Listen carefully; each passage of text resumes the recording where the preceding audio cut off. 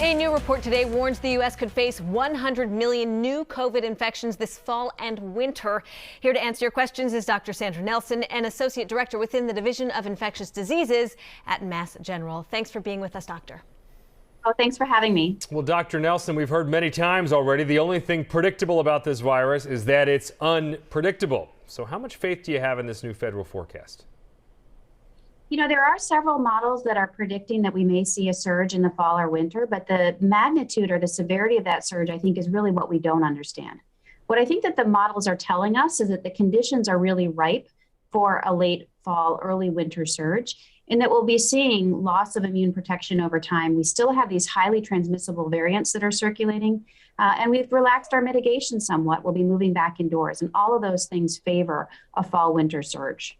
Well, Dr. Nelson, speaking of the variants, the only strains circulating right now are offshoots of Omicron, right? So does this forecast suggest that we'll see a brand new variant? Is that possible this fall?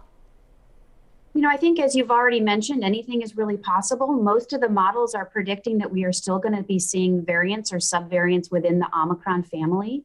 But new variants really do occur at any time, and they can really become predominant if they become more transmissible or if they somehow are better able to evade immunity. And all of these are possible. So it's not without the realm of possibility that we'll see a different variant in the future. All right, well, let's talk about immunity, because right now a lot of us have been vaccinated, at least here in Massachusetts, or infected, or both.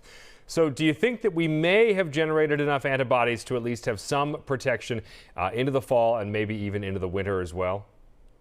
You know, we absolutely have a high level of antibody protection. But what we've seen is really two factors that are at play that I think we still need to be careful around. And one is that antibody levels do wane over time, and that does lead to a loss of protection against infection while still protecting us against the severe manifestations of the disease.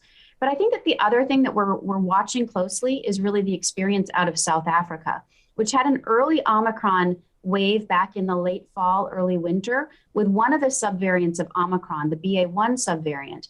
That wave subsided there, but they're now seeing a second Omicron wave with a different variant. And what we don't know very well is how well infection and our existing antibodies may protect us against some of these future variants of Omicron.